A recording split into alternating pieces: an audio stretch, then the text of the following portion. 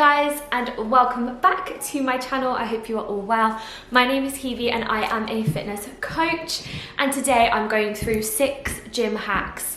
I suppose 6 things that I really wish that I knew before I started, and these are things that will hopefully make your workouts feel a little bit more efficient, potentially allow you to work a little bit harder in certain exercises, I suppose. But there's lots of things that I have just collated together, mix and match to make your life easier in the gym. So without further ado, let's get straight into the video. Okay, so number 1, we are starting with the barbell jack.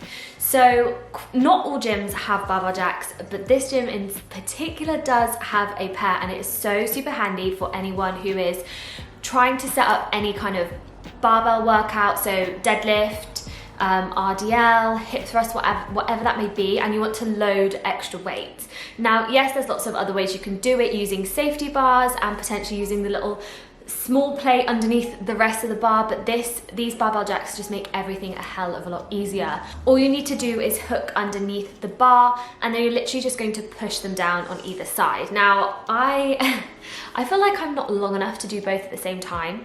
I don't know if I can bring them a little bit closer, maybe I should. But one thing that I always find is I literally do one side and then the other, whereas most people do 2 at the same time. So maybe that's something that I need to work on myself. But they are so super handy for, like I said, just adding on or loading additional weight when you find that it's a little bit challenging, because I know for me being 5'2" and 55 kg, I definitely struggle sometimes adding additional weight.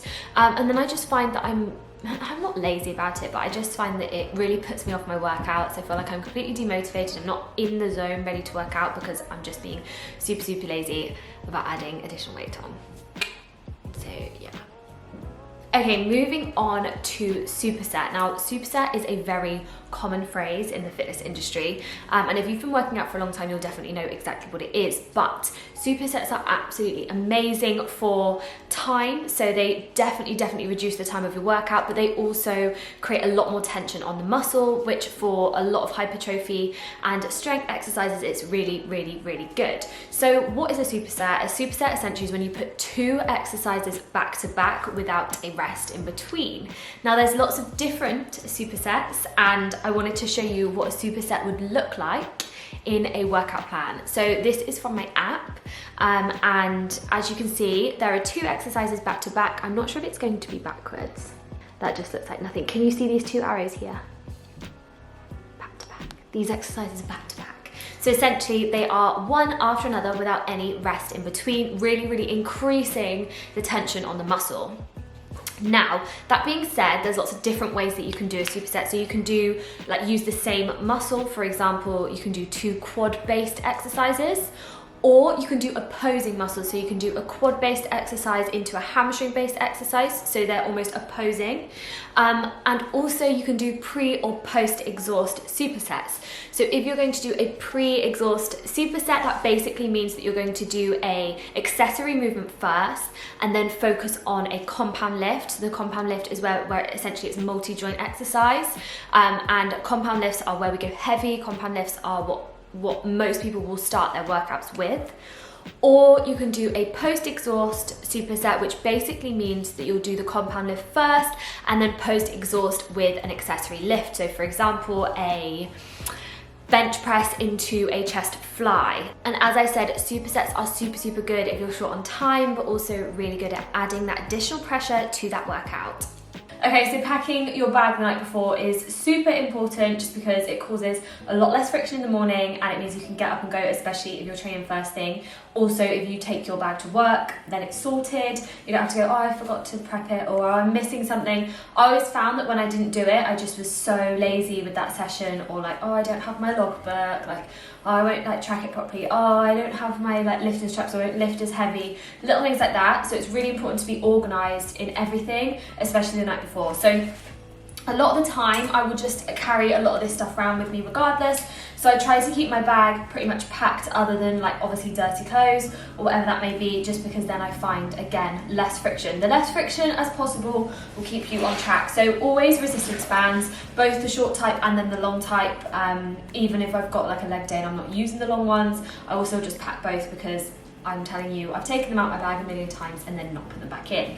So lifting straps, I've got 2 different versions, which I'm going to go through a little bit later in the video. So I've got these ones and then the figure 8 ones. So these are probably the standard ones you've normally seen, and I will always keep them in my bag. To be honest, I prefer just the standard ones, so I would probably leave the figure 8 ones at home, but just having both there is always good in case you forget them. Wrist wraps are always good to have, but all of these things take up such little room in your bag. Always a padlock into the side pocket, which is a new pocket I've started to use. So that's going to go in there. Water bottle, because obviously you need to be drinking lots of water. This is from the new Whitney Simmons range from Gymshark, and it says on there, it's a beautiful day to be alive, because what else would it say without it being Whitney Simmons, because that is literally her word of wisdom. Deodorant, because don't want to stink. Journal. Guys, you need to be tracking your weights at the gym. So using a journal, which you can track, essentially a logbook is another word for it, is so important. And one thing about, this is obviously my own one, but one thing that is also really good in here is, I know I designed it myself, is you can really like reevaluate everything. So there's lots of questions at the end, like how has this week been? What would you like to improve next week? And that can be fitness based, that can be lifestyle based, it's completely dependent on you, but just having a little bit more of an idea as to what is actually going on is really important. So that is great. A towel in case you get sweaty. Obviously, for me, I do take my camera, obviously my phone, and then I feel like I've left this till last because it's literally the crucial part. Don't forget your headphones, because we all know what happens when you forget your headphones, don't we? So guys, don't ever forget your headphones. Pack your bags the night before and you'll be sorted. Okay, so this next one is really simple, really easy, and this is just turning your phone to do not disturb. I am telling you now, the amount of distraction you have in the gym if you have your phone on you. I know that you need your phone because you need to listen to music, and I get that. But putting it on Do Not Disturb, I'm telling you now, will reduce so much distractions. You'll be in and out so much quicker. You'll really be focusing on that sufficient rest time that you really, really need to actually calculate. Make sure you are putting a timer on, because it is so important. Just having your phone active and being allowed to go on it just creates so much tension and just stops any focus towards that workout. And you are there to work out. You are there because you're bettering yourself. You're there because you have some goals that you really want to achieve. Don't let your phone put you off. So always switch to Do Not Disturb, put up your headphones in, get on with your workout. If you can, leave your phone in the locker, but I know you need music, so I would leave it on you. Okay, so these are lifting straps. These are figure 8 lifting straps. And then these are just the standard lifting straps. I don't actually know the scientific name for them. So I've tried both, obviously before. I thought that these were going to be the best ones for me, but I actually find that they're just a little bit loose. I do think that you can kind of twist them in the middle just to make them a bit smaller, but they just weren't that great for me. So as you can see, and I don't know if you saw when I was doing a deadlift, that it's just a little bit loose here. So I just find that the grip is just not as good, or what they're used for is like the benefit is kind of not really there. The reason that you would use straps is just if you find that your grip is really weak, or not really weak, but you're struggling to, for example, in a deadlift, lift that weight because your forearms literally just can't take it. So I prefer these straps, and the only thing is that the figure 8 ones are a lot easier to use, but with these ones, you literally just feed it through. So feed it through this little hole, and then you're going to tighten it on your wrist, and you want the straps to be through your hand like this. And on there, it just will really, really help with any kind of grip movement. Obviously, we do want to be working on our grip, but at the same time, sometimes it's just impossible to get some weight up, or even on like a lat pull down, I know that sometimes your forearm just becomes so tired that you then can't lift the weight, and you don't want your forearms taken over in certain exercises that you can definitely improve on. So that is why I would use straps. I personally would recommend just these standard ones. I find them easier to use, and I find that they are better grip.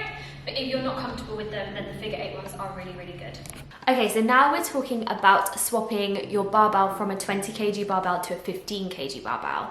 So in most gyms, they will have a lighter bar, which is 15 kg. It is also slightly shorter, so you will definitely be able to notice the difference.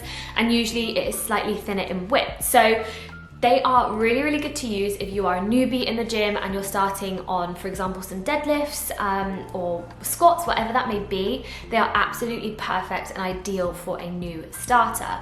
I really personally enjoy them when I'm doing any kind of lunge exercise, because I do find that sometimes the 20 kg bar is just a little bit too heavy when I then add any additional weight. But without the 20 kg bar and without the weight, it's then too light, if that makes sense. So the 15 kg bar for me is absolutely perfect. You just need to make sure that you're taking it off of the rack and then replacing it with the 15 kg one in a safe manner. So definitely, if you need help, just grab someone to help you.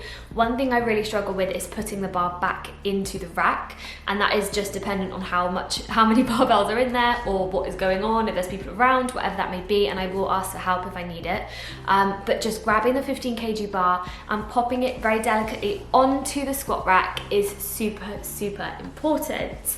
So I would definitely recommend using it, like I said, if you feel like some exercises feel just that little bit too heavy with that 20 kg bar. I never even knew that you could get a lighter bar at 15 kg. I just didn't look hard enough in the gym.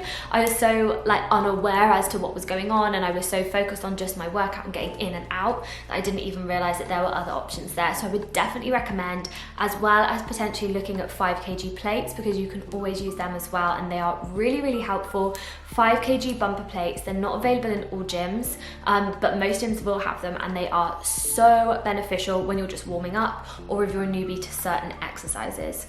Okay guys, I really hope that you enjoyed this really short and sweet video, and I hope that it was really beneficial for your next journey into the gym. 6 gym hacks I wish that I knew. If you enjoyed this video, please don't forget to give it a thumbs up and subscribe to my channel so that you don't miss out on the next video. Thanks for watching guys, and I'll see you again really soon. Bye!